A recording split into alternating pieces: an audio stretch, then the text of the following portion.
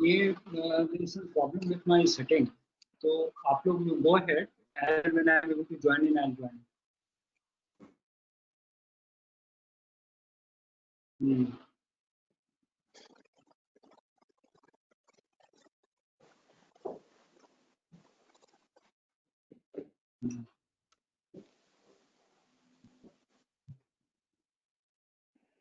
Joey, you will let us know when to start? Yes, Dr. Mathur. Sir, we can actually start. I just got a call from Ravi, sir. He's fixing up his video, but he says that you can start because the audio is working. Okay, so Right. before we begin, yeah, go ahead. And I think we need to let Ms.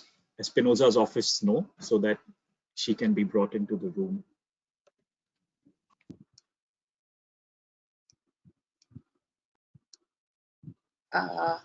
Before we begin, I'd like to make a quick housekeeping announcement.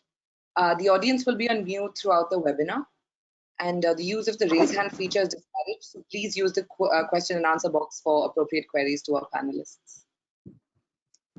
Now, could we request Ms. Patricia Espinosa's office to alert her? No, okay.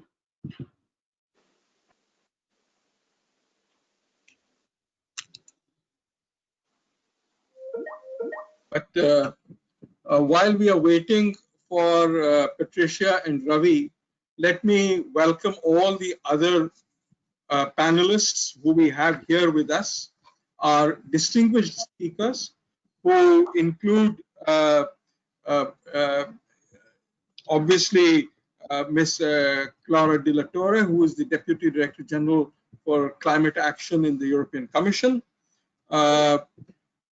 Dr. Jian Liu from UNEP, who heads the program on climate, on the science of climate.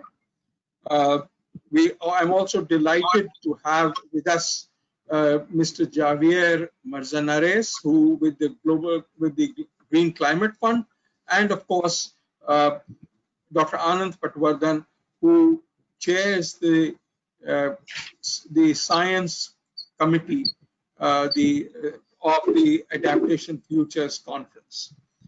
As you know, Adaptation Futures was to have been held in April this year, but because of the pandemic, we have had to postpone it.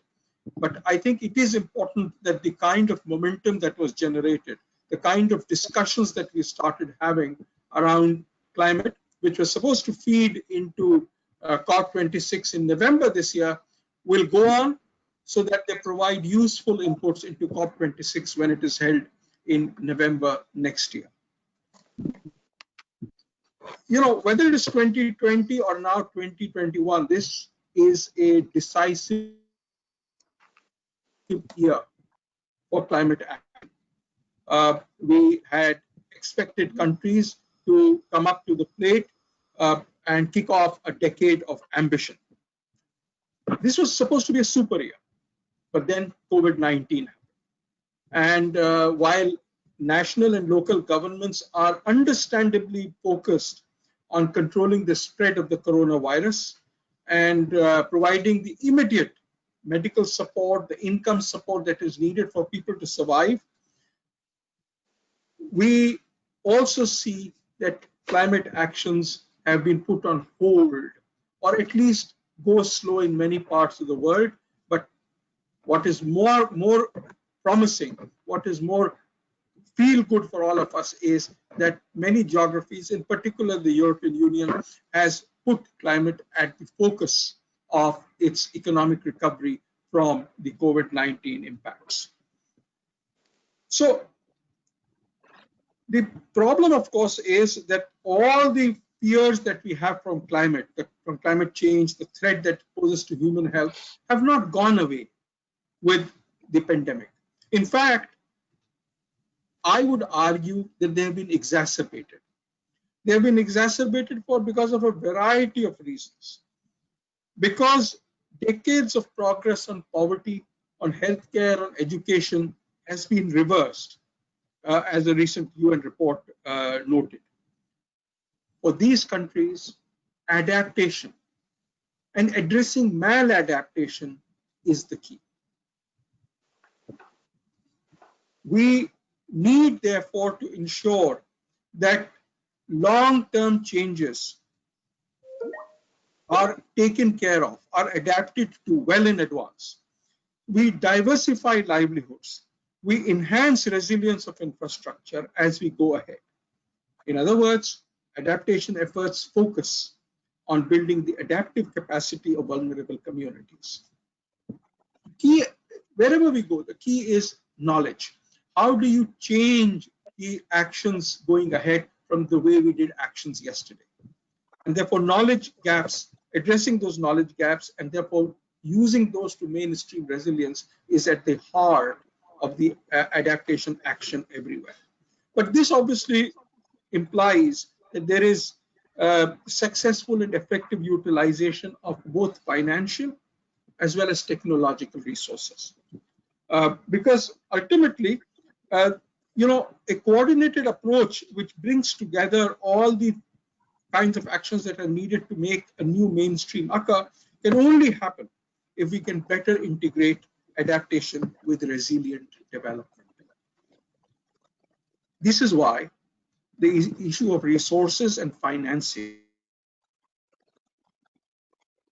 and I think it is also important that this is both significant and timely now at the heart of the time when we are looking at new sets of actions to see how we emerge from the coronavirus lockdown. We need to see how our current actions can nudge us towards the green future that we look at in 2050. It's not going to happen by itself. It's going to depend on actions that we take now. So how quickly do decision makers, whether it's policy makers or practitioners or researchers, we react to this emerging and complex crisis makes a profound difference to people's lives and livelihoods. So there is a huge need to focus on research. The research areas which are needed for a plan of action, which are needed to have the adequate safeguards that are necessary, and to ensure that there is a sharing of development of climate benefits between all parts of the world, including the global north and the global south, becomes important. This is the foundation of a just and prosperous global society that we are looking at for tomorrow. As we look to the future, whether it is urban areas, and urban flooding is something that's happening across the world, including in India, whether it is the issue of the loss of biodiversity in open spaces, rural areas as well, whether it is water management, whether it's agriculture, in all of these things we are seeing that climate is exacerbating the kinds of problems that occur, the kinds of developmental benefits that these projects would otherwise provide. So in other words, they're not even providing the kind of development project that they were designed for. As we look to the future, therefore, we need to focus on the here and now actions. And I'm absolutely delighted that all of you are here. You are the world's leading experts in the area of climate change, sustainable development. And it's my privilege to talk to you today, to moderate this panel discussion. And on behalf of all of us, all the listeners, I want to welcome you to this plenary. And more importantly, I also hope to see all of you in person next year when we have the Adaptation Futures Conference in person in Delhi in 2021.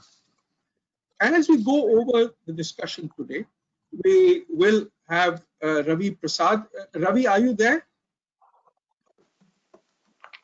I don't hear Ravi there. We also see an empty spot for Ms. Patricia Espinosa.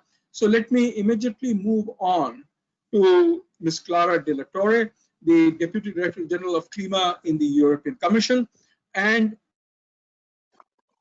first of all, I want to congratulate her on the centrality of climate action in the European Green Package.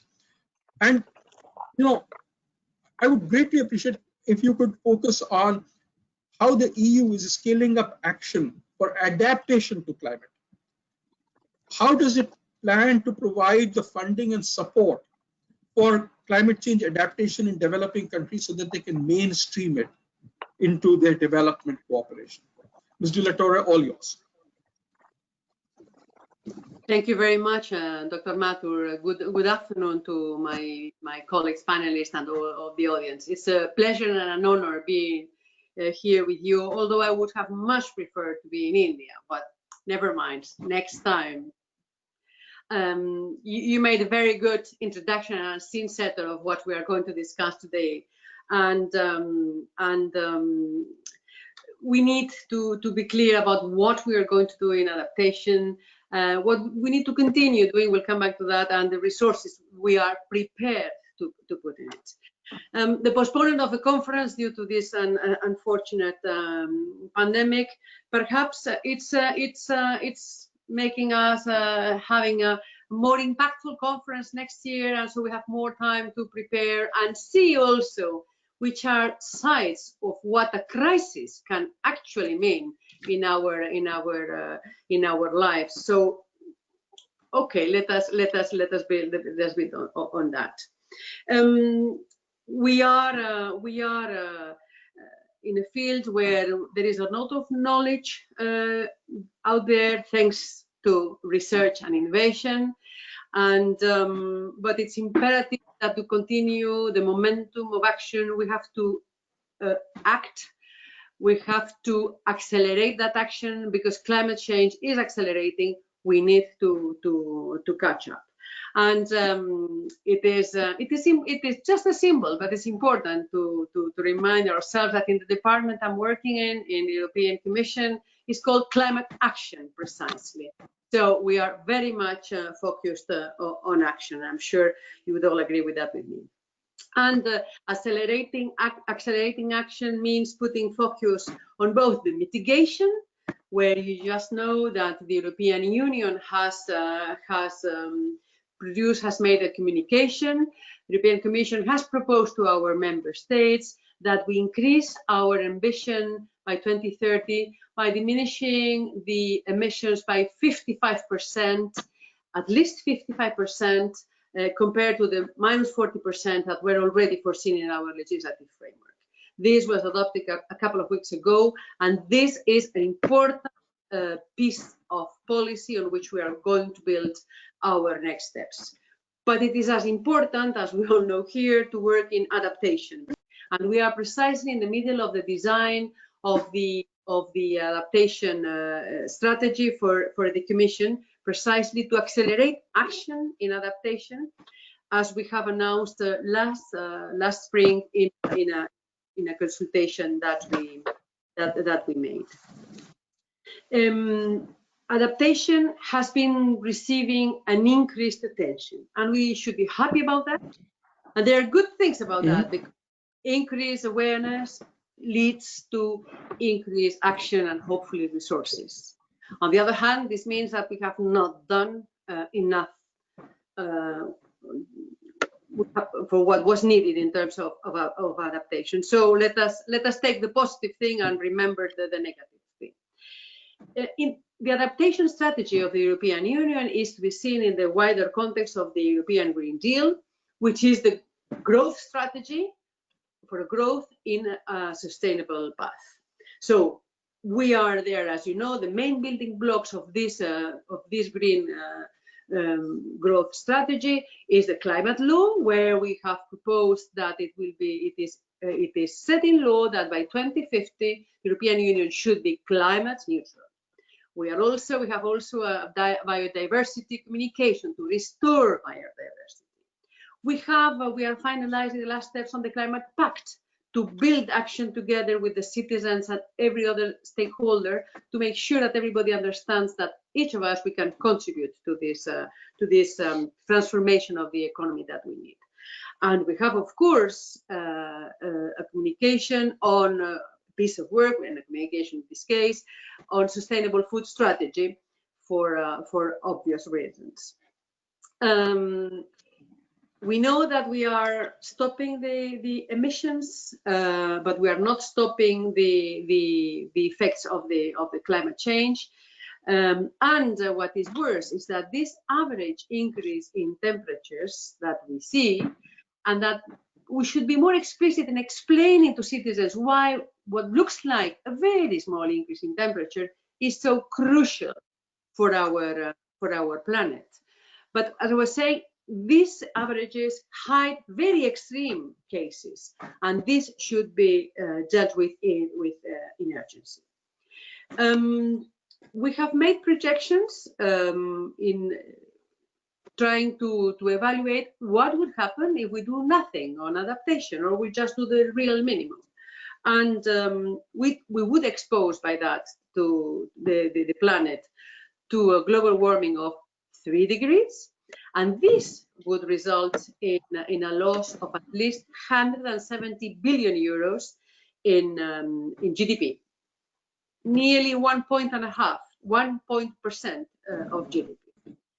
When we look at the figures for India, I see that the temperature has already risen by 0.7 degrees for the period 1971 and 2018, so in roughly 50 years. And the projected rise of the average temperature in India will be 4.5 degrees by the end of the century. And this, as we all know, this is death. So we are very reassured that India is taking adaptation very seriously, and thanks to among others, thanks to the solid knowledge bases that TERI, the host today, has been doing, because we should be also lucky. We should remember that we are lucky to be working in a policy realm which has very strong knowledge and scientific basis, which is not the case for all policies. So, as I was saying, I'm reassured that we are reassured that India is investing, is preparing the adaptation program very seriously, and so it would be for me and for my colleagues very useful to know what you're doing, because I'm sure we have plenty of things to learn from you, and that we could apply in the European Union. We announced the adaptation strategy, as I was saying, as the necessary companion to the climate law. The climate law looks at mitigation, but also builds in the adaptation that is needed. This new strategy is meant to do a couple of things. First, to strengthen the efforts on climate proofing, resilience of buildings, prevention and preparedness of our infrastructure, but also influencing public and private investment, including for adaptation solutions, including for nature-based solutions.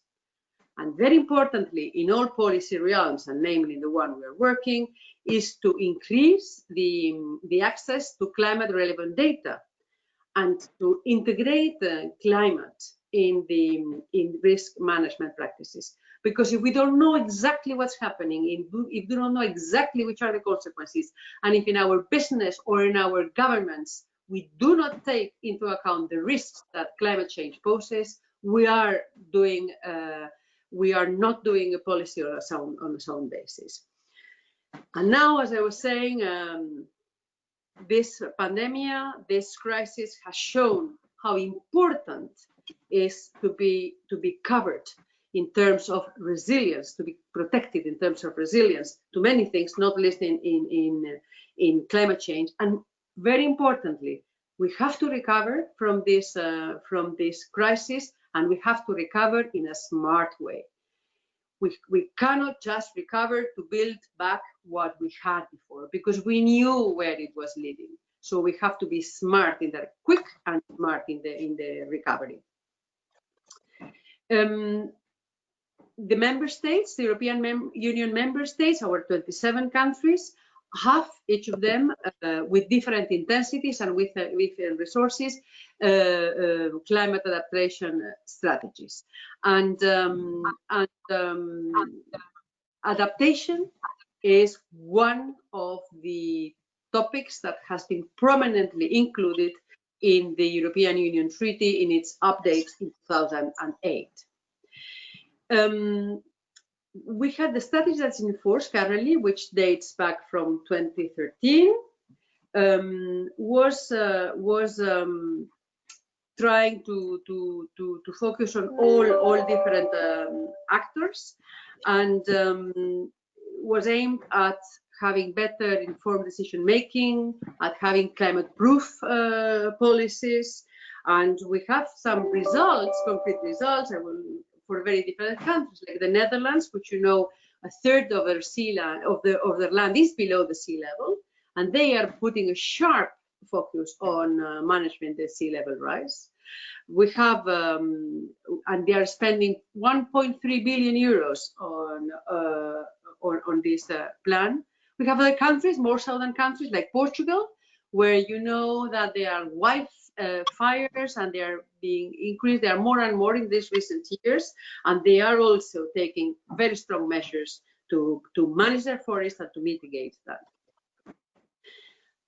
As in many policy realms in the European Union, lawmaking, decision making is based also on the feedback and the input from the citizens and the policy and the citizens and every stakeholder, and we are following that consultation. We are building our strategy. I cannot tell you exactly what we are going to do, but we are certainly building on this blueprint that we published, first to improve knowledge, and I'm sure this conference is one of the important providers of knowledge, to reinforce planning and risk management, as I was saying, and to accelerate action with new solutions, deploying solutions that exist but they are not deployed, they are just in our shelves, implementing all these plans, and acting very much in prevention of effects. We will, as I was saying, it's important that we are in a data economy. We know the data are very important for many things, for business and for policymakers. So in this strategy, we will put a lot of emphasis on knowledge and fit for purpose data, on individual and collective risks. We will be putting more emphasis on nature-based solutions, both in land and in oceans. We will reinforce our climate proofing of the investments.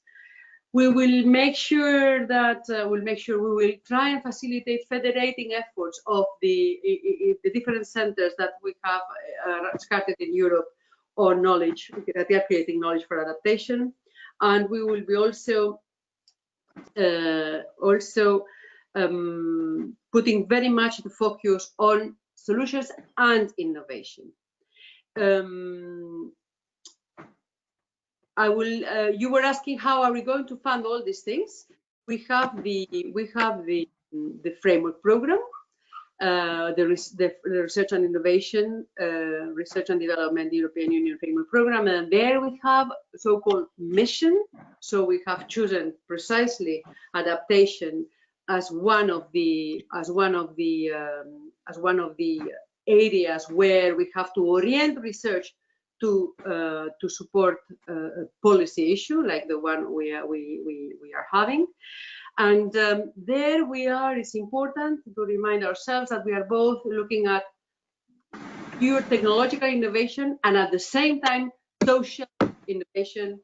We're including behavior, because we all know that solutions have to be technical, but have also to be in terms of process and behavior. And these two things, and you know very well as a scientist, that these communities need to talk to each other much more than they used to.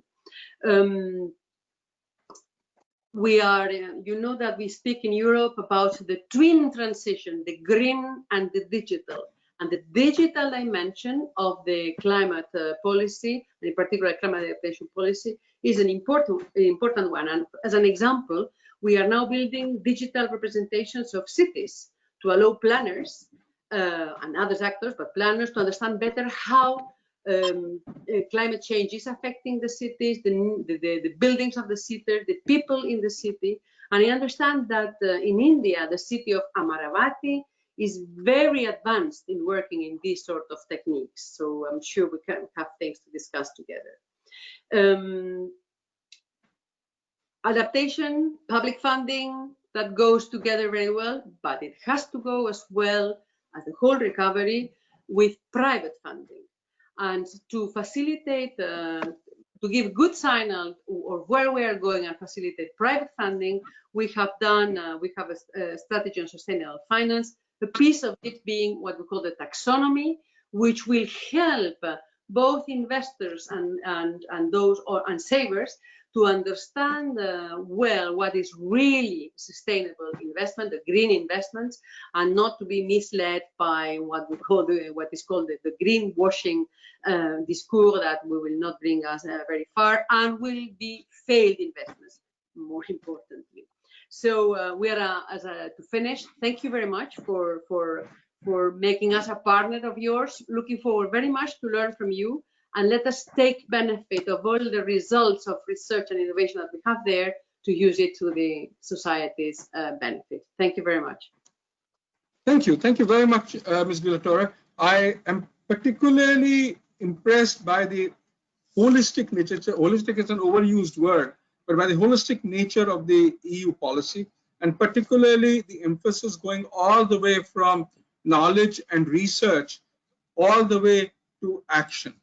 I think that helps us provide both to the practitioners as well as to the researchers the kind of breadth that is needed for replication and for transfer of knowledge to occur. We look forward to work with you. I also welcome Ms. Patricia Espinosa, the Executive Director of the UN Framework Convention on Climate Change. Welcome, Patricia.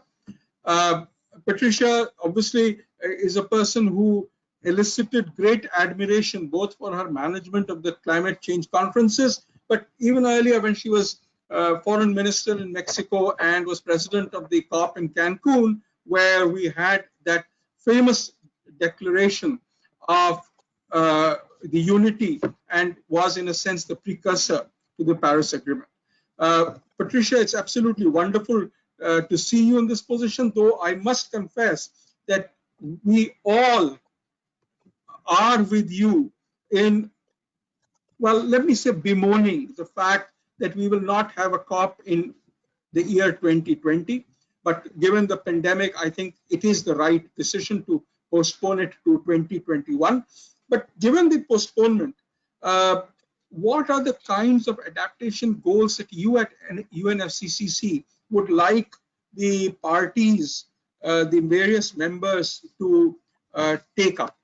How do you suggest that we leverage the political will to enable support for developing countries to raise the adaptation ambition? Patricia, we all look forward to work with you for the success of COP26. All yours. Thank you very much, Ajay, and thank you for this initiative to have this conversation today. Also for your offering your help and support. I have to say that in this, we always have needed all possible support in the climate change process because of the complexity and the nature of the challenge. And now, today, when we have this very critical situation, we need it more than ever. So thank you very much, and I count on you, and I will get back to you on this. And let me just start by making some comments about what we are seeing as a new normal. Normally, people are now referring to the new normal when they highlight the conditions imposed by COVID, the quarantines, the lockdowns, and the fact that we or many of us are working from home. But I would also say that there is another new normal. If we look at the news that have inundated the international community just the past few days, the floods in Uganda and in Sudan, 21 large-scale floods in China, the drought in Israel, the heat wave in the Arctic that has caused the North Pole's ice cap to shrink to near record low levels.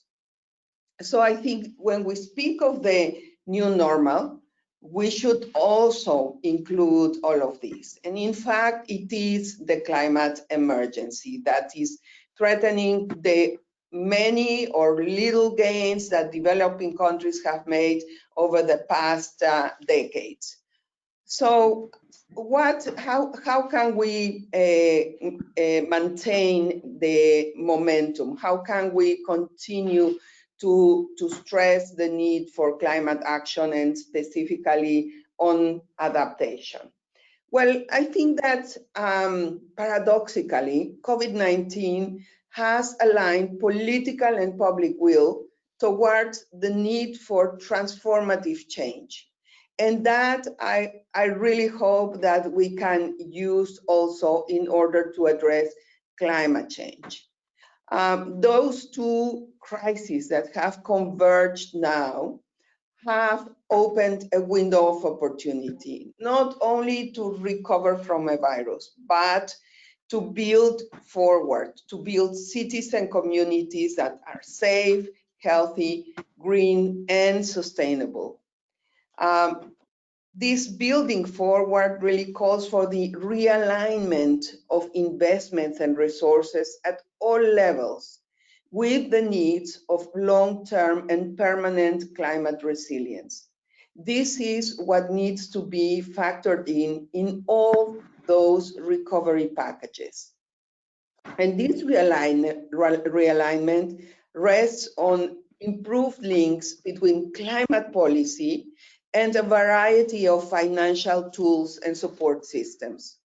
These often provide both incentives or disincentives for moving in the right direction. So these two clusters, policy and support, actually form a single system which is capable of transitioning the world towards resilience. We need to look at them together, policy and support, because it brings together elements from different levels of policy and governance at the international, national, and subnational level. It also spans a wide range of sources of support, from interest-free grants to private profit-making investments.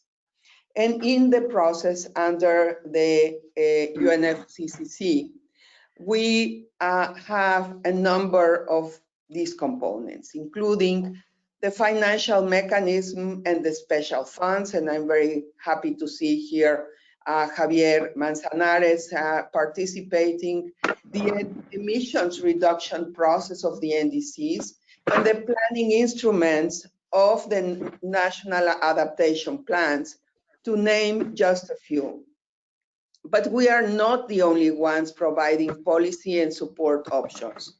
There are others, including our UN partners and our non-UN partners. On adaptation, our very first engagement mechanism for external stakeholders was the Nairobi Work Programme. This was exclusively focused on adaptation. It includes over 400 partners that have contributed action pledges to align with the adaptation provisions of the process under the convention. Nevertheless, the recent floods, droughts, and other climate impacts across the world remind us that much more is needed to avoid the dangerous real new normal. So yes, we have done a lot. We have made progress, but it is not sufficient. So now we need to expand our engagements. We need to double up efforts on resourcing adaptation and resilience.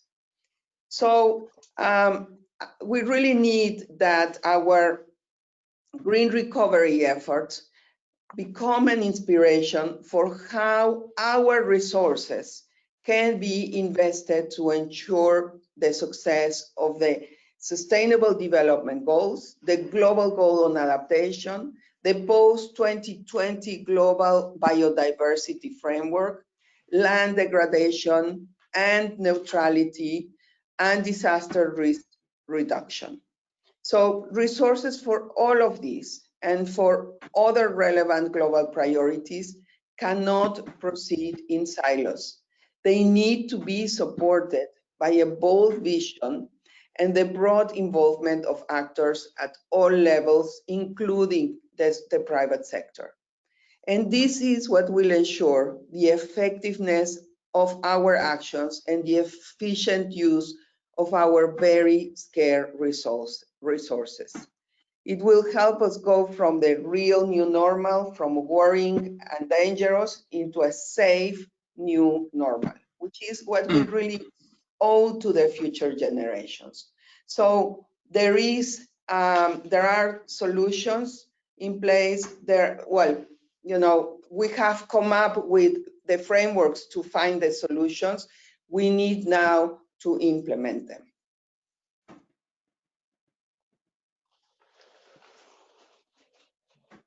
Over to you. Thank you, Patricia.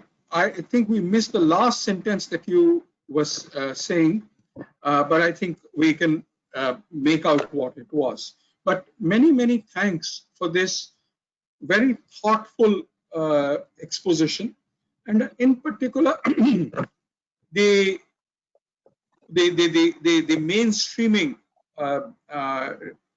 of adaptation concerns that you spoke about. I also want to say that we, both as TERI, and I think I speak on behalf of all the organizers of Adaptation Futures, that we would very much like to see these as being the kinds of things which are discussed in the Adaptation Futures, both in the webinars and in the conference. And I hope that that can provide inputs into the COP26 as it occurs. So we will be in touch with you, with your colleagues, Yusuf and others, to make sure that we respond to the kinds of concerns that you just spoke about. Many thanks, Patricia. I now move to Dr. Jian Liu, who heads the science, who is the chief scientist of UNEP and heads the science program. And I request Dr. Liu. Dr. Liu is also, by the way, a member of the steering committee of Adaptation Futures. So a very warm welcome. And Dr. Liu, can I request you to share your thoughts with us? Thank you very much, Dr. Mathur. Your Excellencies, Madam Espinosa, Madam Dilatori, Mr. Manzanares, and also my friend Anand. So good afternoon, good evening, or good morning from wherever you are. I'm still based in Nairobi. Actually, Inger promised to attend this together with leaders presenting here. But you know, this week is almost sort of biodiversity summit and everything. So I'm speaking, I think I could be on behalf of these two organizations. One is UNEP, the other one is the World Adaptation Science Program, which is the co-sponsor with TERI of the Adaptation Futures Conference. And we've been doing this with host country governments and institutions since 2010. Actually, this is going to be the sixth sort of session. And the World Adaptation Science Program is one that is co-sponsored by the 5 organizations, not only UNEP, but also UFCCC. Patricia, your colleague Yusuf, now is the chair of this program, and we rotate. I just stepped down in July as the last chair. So we're working together, and also with GCF and IPCC and WMO. And basically, we see adaptation is a knowledge-intensive exercise. So we try to bring together the knowledge base, but also to build a bridge between knowledge and policy citing and financing and actions. And that's really how we sort of reformed the previous program called Vulnerability Impact and Adaptation, but we changed it to World Adaptation Science Program. Not only under the program, we have a policy, we have a science committee. Actually, Anand is the co-chair of the science committee, but also we have the policy and finance committee. So to try to build a bridge between science and policy and finance and action. So that's a short introduction of the program. Of course, UNEP has a lot of things to contribute as well as a knowledge science-based organization of the UN, but also focusing on nature-based solutions. EBA actually was the one that the ecosystem-based adaptation is one that UNEP initiated back to 2008 when I was the head of adaptation in UNEP, actually the first head of adaptation. So now later on it becomes a flagship program for the UN with investment from STIF and GCF. So just a short introduction, but thank you very much again, Ajay, for the opportunity to speak for a few minutes. And the first point is that adaptation is a knowledge-intensive process. And without this adequate data, information, and knowledge, basically, you don't know how to adapt. You don't know how to set up the policy. You don't know how to plan, and you don't know how much to invest. And this is so obvious. And also that during the first assessment of the IPCC, it was already identified that even if you stop at that time, 2007, even if we had stopped all these carbon emissions at that point, actually climate change impact will still be there. So it's kind of inertia that will last for centuries. So anyhow, whatever we do for mitigation, we have to invest in adaptation. And this is the sort of basis for adaptation. Of course, adaptation could achieve multiple benefits. Actually, Madame de la Torre and also Espinosa also already mentioned these points, which I fully agree.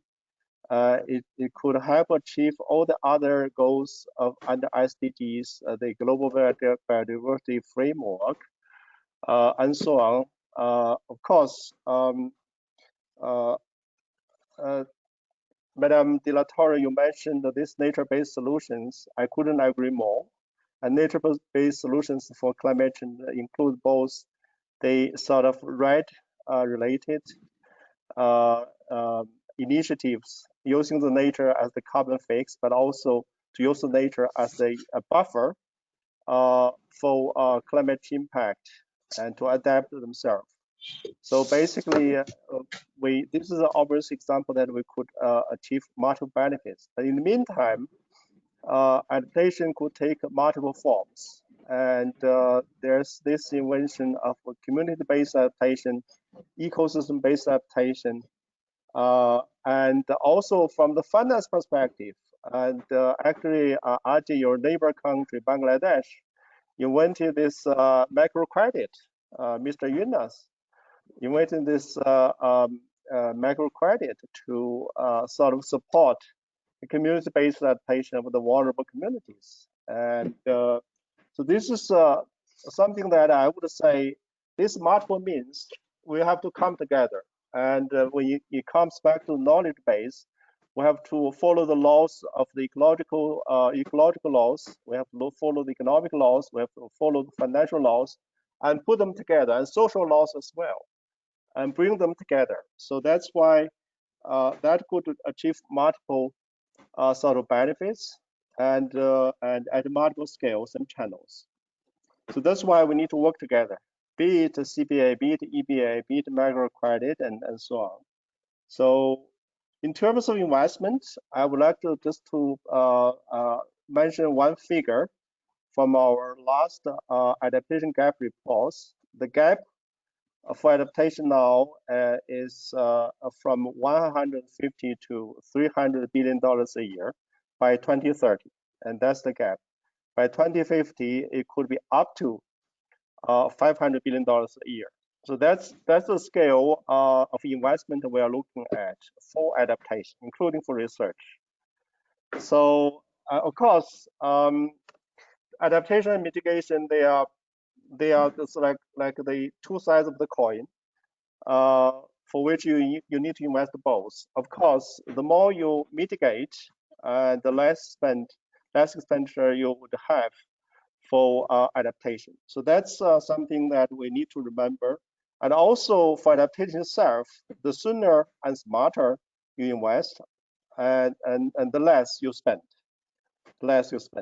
And this is always the sort of trick that investors will have to remember. There are obviously, Madame De La Torre has already elaborated the framework program in the European Union. Actually, I must tell you, Madame, that from the European Union, the DG Research is an observer of the World Advanced Science Program. So we have been working with your colleagues in your department, but also with the DG Research department as one that we could pursue in the future. Of course, India, I would just mention NABARD, National Bank of Agricultural Development in India. They also invested quite a lot smartly in the rural areas in the agricultural sector. And this could be one sort of a champion from the private sector that, or from the finance sector, we could chip in. And amazingly, actually, not only European Union, India, this developing countries, but also less developed countries, they are investing a lot. Like if I can mention Bangladesh, if I can mention Rwanda, if I can mention Seychelles, and they're all investing based on the recommendations that UNEP made to them, and other UN agencies made to them. They're investing in, actually, you know, these countries, they have a very tight budget, but they invest a lot in these countries.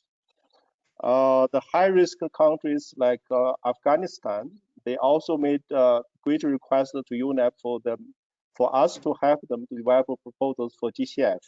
However, I'll come back to you on this. Okay. So these wonderful countries, they need the most in terms of investment. So we have to help them as well. So with that, I would just present these points and figures. I hope that colleagues would, Your Excellency would like it. I will just stop here. In case there are any questions, I'm ready. Thank you. Thanks. Thanks ever so much, Jian.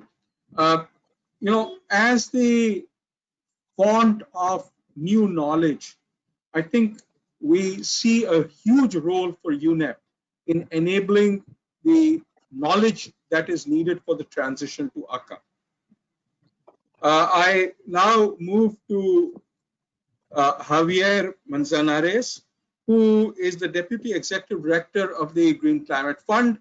Javier has a huge amount of experience both in the private sector and later in the Central Economic Bank for Central American integration, and has been now and is now with the GCF. Javier, as we look to the GCF, we know that adaptation is important for you. I remember that in meetings it has been said that the GCF would like to move towards a 50-50 ratio of funding to adaptation and mitigation. But as you have developed these plans to increase funding to developing countries in the global south for adaptation, how do you envision the removal of barriers? You know, especially because there are limited capacities, constraints in knowledge, tools, you know, things that Dr. Jian Liu was talking about. And consequently, what is the kind of approach for funding that you're looking from the GCF's point of view? Mm-hmm. Well, thank you so much, Dr. Mathur, and Excellencies, ladies and gentlemen. A true honor to speak at this event. And before I address your questions, Dr. Mathur, well, perhaps why not to start with why is this event so relevant at this particular moment? And for that, let me echo Executive Secretary Patricia Espinosa on some facts that are as recent as the last few days, if not weeks. We're talking, colleagues and audience in general, we're talking about the world at this point now with about 1.5 degrees Celsius warmer than before the industrial age. And still we are experiencing a frequency and intensity of heat waves, wildfires, hurricanes, sea level rise, floods and droughts that it's almost new to us. And all in a pathway that is taking us unstoppably heading towards 3 degrees increase in temperatures. So at the outset, let's talk about facts. As Patricia indicated, the Bering Sea in the Arctic has seen the lowest levels of ice cover in its 2018 and 2019 winters than during the past thousands of years. We see recently in California, California withstood what is widely seen as the world's hottest recorded temperature of 54.4 degrees Celsius. 54.4 degrees Celsius. And that whilst it was being scorched by 5 of the US state's 6 largest recorded wildfires. We now see 5 tropical storms that have just crossed through the Atlantic for only the second time in recorded history. We have also heard that Bangladesh was underwater last month, with the heaviest rains in almost a decade, displacing more than 1.5 million people. And on top of that, we see the COVID-19 pandemic means countries must now adapt to 2 crises. So we have COVID-19 has caused the type of global disruption humanity has not experienced since before the world wars. And it has devastated human lives and caused job loss and economic shock on a huge scale. But this has not removed the other far longer lasting threat of climate change. So our point is that we can make use of this global disruption by turning the COVID-19 crisis into an opportunity for greening our economies and embedding climate resilient measures in moves to stimulate economies. You know, but there are 2 different extremes. Whilst many OECD countries can draw upon vast financial reserves to carry out ESG-based investments and resilient recoveries to COVID-19, this is not a luxury shared by developing countries.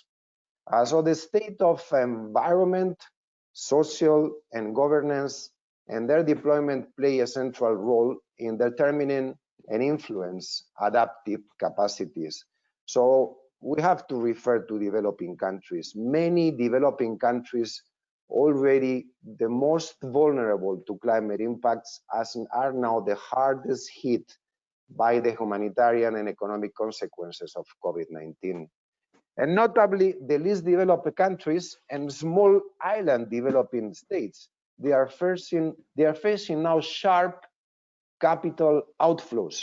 They are facing plummeting export prices and a collapse in tourism revenue and remittances. So, ladies and gentlemen, climate action and COVID-19 recovery measures must be mutually supportive. That with climate finance designed to revive green economies and broad, long-lasting climate adaptation measures that also protect people's livelihood. So a little bit more in addressing your question, Dr. Mathur. The GCF is currently working with a wide range of partners to accelerate the development on investments in adaptation projects that both raise the climate ambition and the strong socio-economic benefits to aid COVID-19 recovery efforts. These include, to name a few, job creation, poverty alleviation, increased food security, improved air and water quality, adaptive measures, and build back better resilience of infrastructure that is essential to the communities. The GCF is indeed committed to supporting adaptation and mitigation equally. Now, Dr. Liu, let me refer a little bit to one of our partners, UNEP. UNEP now represented by this panel by Dr. Jian Liu. Is one of our GCF's key partners in progressing on adaptation. In numbers, a little bit in US dollar figure, the GCF funneling of the UNEP is at this point about $99 million. And this has led indeed to several innovative adaptation projects. These include ecosystem-based adaptation in Gambia and the Lao People's Democratic Republic. A very open and big invitation, Deputy Director General Clara de la Torre, to work along with the European Commission to work along your strategy on adaptation. It would be a true pleasure, Clara, to work with the European Commission. Now, in terms of numbers and on a thematic base and a grant equivalent terms, Dr. Mathur, 56% of our $6.2 billion portfolio is dedicated to adaptation projects, and the 44 remaining percentage dedicated to mitigation projects. The GCF, in addition to adaptation projects in these individual countries, the GCF is working to shift climate action paradigms by progressing adaptation innovation at scale. Two brief examples. The first one includes moves to bring the private sector into supporting smallholders farmers through a Resilient Africa Agriculture Fund. That is Acumen Resilient Agriculture Fund. This fund and this project aims to reach 10 million smallholder beneficiaries across Ghana, Nigeria, and Uganda. And it does have a very strong component on women. Women comprise over 50% of the agricultural workforce in Africa. Now, the second example is predominantly based on a grant-based program to support ecosystems-based adaptation. And that is indeed the ecosystem-based adaptation in the Western Indian.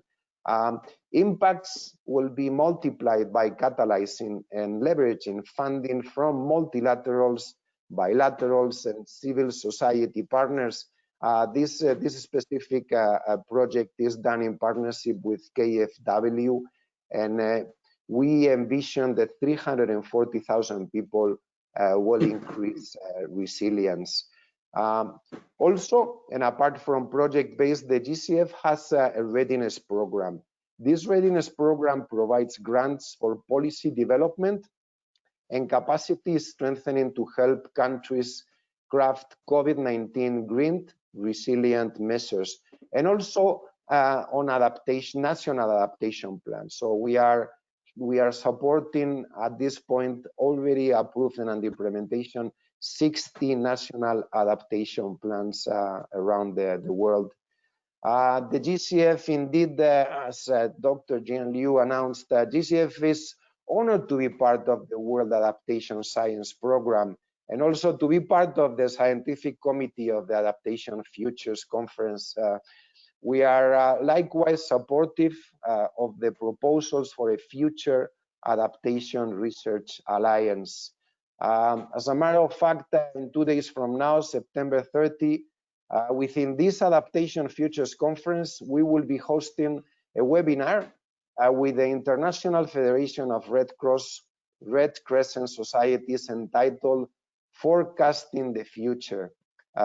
This webinar, colleagues, will showcase how a number of countries are applying novel mechanisms such as impact-based forecasting and forecast-based financing to boost their climate information and early warning systems. Dear audience, colleagues, we currently face uncertain times.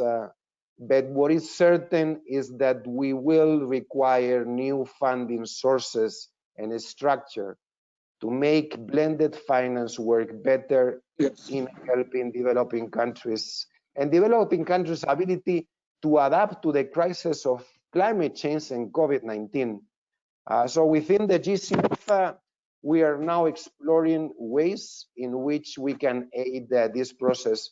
We'll look forward to hearing ideas expressed in this forum to feed into our own thinking on how we can use GCF finances to further empower developing countries to adapt to these uncertain times while pursuing innovative paths of sustainable development. And to finish, Dr. Mathur, what we have heard from distinguished speakers is the importance of maladaptation, the importance of addressing knowledge gaps, the importance of research and innovation.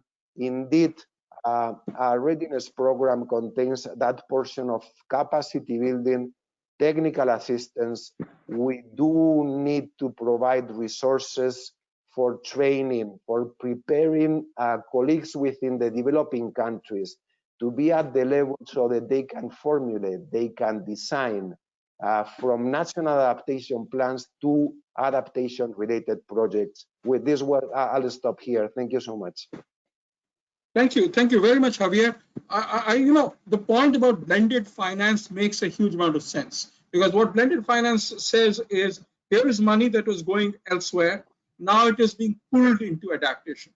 So the money that GCF provides becomes a kind of a nucleus, or the honey which attracts a lot of financing from other sources.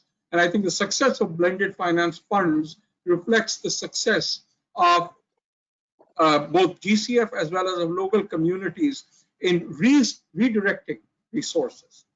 We have time for some questions. There's a huge amount of questions that have been received.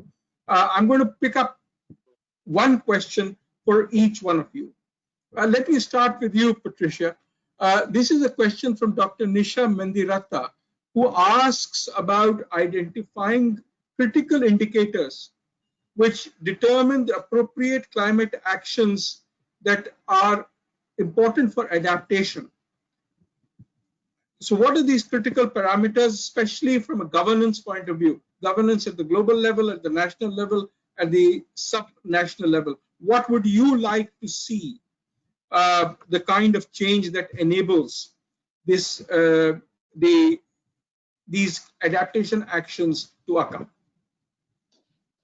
Thank you very much. Thank you for this question. I have to say this is it's a difficult question to answer, because we really have to be very conscious of the fact that regarding adaptation, building resilience, we are really basically talking about the specific conditions, the specific situation in each community.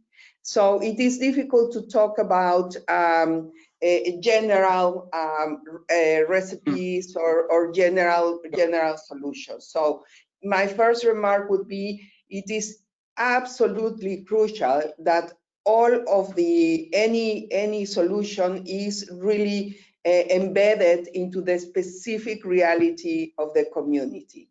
Having said that, well, of course, I think that when we talk about building resilience, we know there are huge areas of opportunities. Let's take the case of the cities. Climate change, many say, will be lost or won in cities, because cities amount for 70% of emissions. Right? And this is where the majority of the world's population live. So building resilience in cities is absolutely necessary. It means that you really should be going towards looking at infrastructure plans, looking at,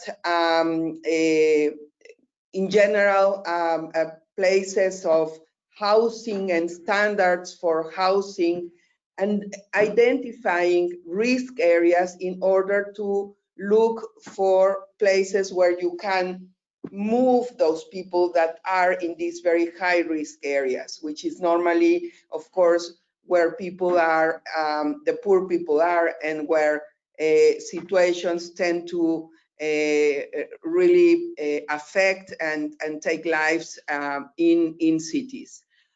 Going beyond cities, I think one of the areas that I would like to also underline is nature-based solutions. Nature-based solutions, which are absolutely critical also for many, many people that are in a very vulnerable situation.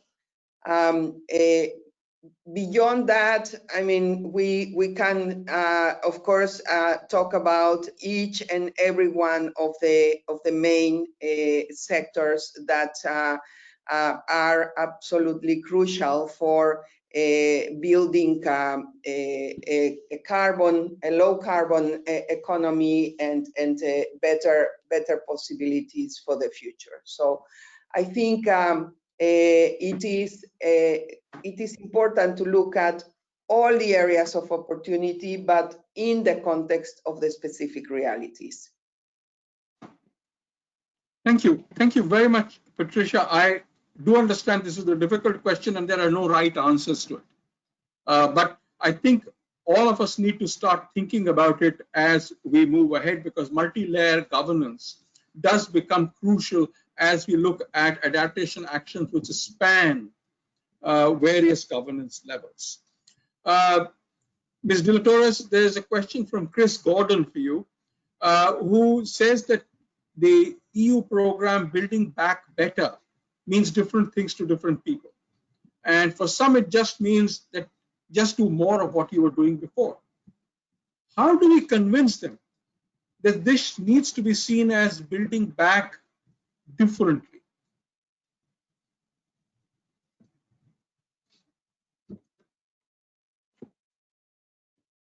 Ms. De La Torre, I think you're muted. Yeah, I think now it's okay. Yes. Yes. One could have the temptation of saying, listen, I had a good business, things were going well, so why should I just rebuild my, but one, we know that the world moves quickly. Innovation moves very, very quickly. There are new technologies going out. So if we do not, whether it's India, the Union, a company, whatever, there is a need to have the first mover advantage, because one can think, okay, what I was doing was okay, but then will be others that will be innovating. And this is, we know there are plenty of studies in the whole world that those that innovate more and more quickly are those that grow better and more sustainably. We have, because we have more time horizon. In the crisis of 2008, I cannot extrapolate to the rest of the world, but I do not see why it could not be well. But in the Union, it was absolutely clear that the countries that invested in the middle of the crisis more on innovation, more on building new production methods, new business models, making regulation, pushing for change in behavior, did go through the crisis with less pain and went out more quickly. So it is the cost of non-action, the cost of doing less, which we have to keep in mind. And I'm sorry, I don't know what's the background of the person putting the question, but in many industrial fields, the innovation cycles and the innovation cycles are quick, but the investment cycles are of 20 or 30 years. So let us think that what we are going to do now in the recovery is something with which we will be living in 30 years' time. And this is the question that we have to put to ourselves. Yeah, absolutely correct. Absolutely. Dr. Liu, let me turn to you. This is a question from Wendeline van der Vels, and she compliments UNEP on the focus on nature-based solutions, amongst other things, but points out that these are complex risk calculations. I also think that what she's saying is that when you're on the front lines, you are learning as you're going along. But the problem is that those people who are on the front lines, the NGOs, for example, have very little access to climate adaptation finance because development banks, climate funds are reluctant. Therefore, the people who are testing out various hypotheses who are in the front lines don't get the funding. And she asks if you have any suggestions for these kinds of groups. Well, thank you very much for the good question. Actually, as I said in the opening notes, that we need to go multiple scale. We not only need these big UN agencies and the bankers and everything for large scale investment, but also we need partner organizations, NGOs, national and international alike, to work upfront with the communities. And that's why our colleague Salim Hook invented this community-based adaptation. And that has to go hand in hand with nature-based solution, because you need to work with communities on the ground. And UNEP is only a small UN organization with about 1,000 staff worldwide.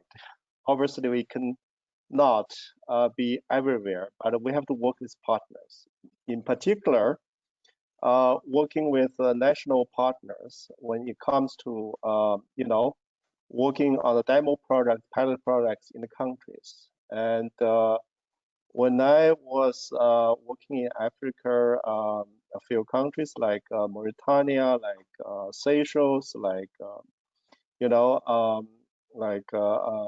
Nepal, which is from Asia.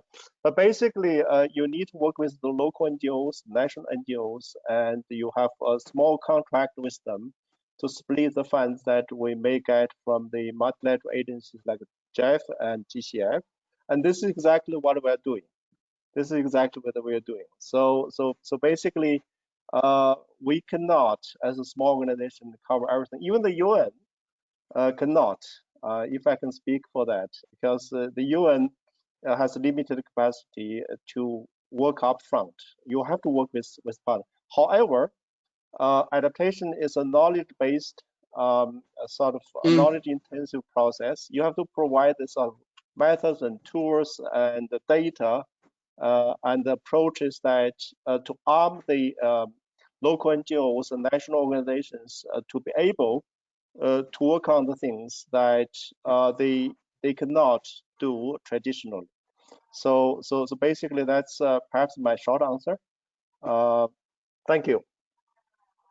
Thank you. Javier, Alvin Chandra points out, he noted the kinds of impacts of climate change that you spoke about and GCF's mandate to address those, and asks whether the GCF should think about finance and solutions to address loss and damage from climate change. Well, thank you so much for the question. And this has been subject to discussion by our board and among our board members. What I hear is an inclination to further assess a policy decision in this connection. It would not be my role to get into the policy business. I can only give you my inputs as a humble working colleague of the Secretariat of the GCF, and in that connection, I do believe that there is a certain number of cases where loss and damage could be part of GCF financial support. Not getting too much into details, I apologize for not covering entirely the question, but again, this is a policy matter. It would belong to the board for the board to assess and make a decision on that, Mathur. Thank you. Thank you very much, Javier. I think we fully understand that this is a complex issue. It's also a complex political issue. That's right. And I think it behooves well for the board to be considering this issue. We come to the end of this round of questions and answers. And can I request Dr. Anand Patwardhan for closing remarks? Anand, all yours. Thank you very much, Ajay. And again, real honor and privilege to be here with this distinguished group of panelists. And I want to start by extending my really heartfelt thanks to everyone for coming, both on behalf of WASP and the Adaptation Futures 2020 organization. As Ajay mentioned in his opening remarks, we are very keen to maintain this momentum, even though the conference is postponed to next year. And I think webinars like this can play a key role in that process. So once again, real thanks to everyone for being here. It's obviously not possible for me to summarize the rich and insightful comments that we have heard, the responses to the questions. But there were a few takeaway messages that I thought I might just close with that really seem to echo across all of the speakers. I think the first is sort of the setting of this webinar itself, which is we are grappling with the pandemic and trying to recover from it.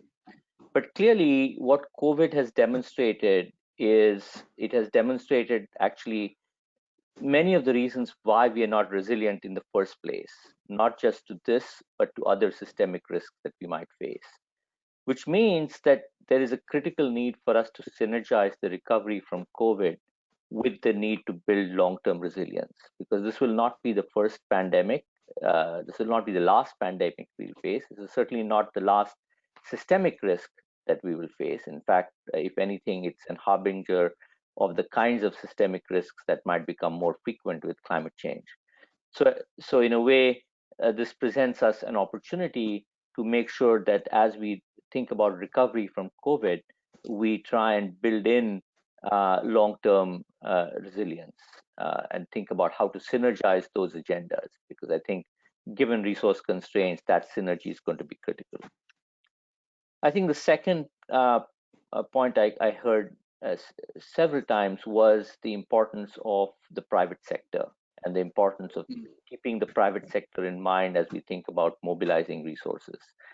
Speakers mentioned blended finance. I think this is again a critical question because clearly public resources by themselves will not be sufficient to the task. We need to, one of the themes in the Global Commission on Adaptation report last year was the idea of making risk visible.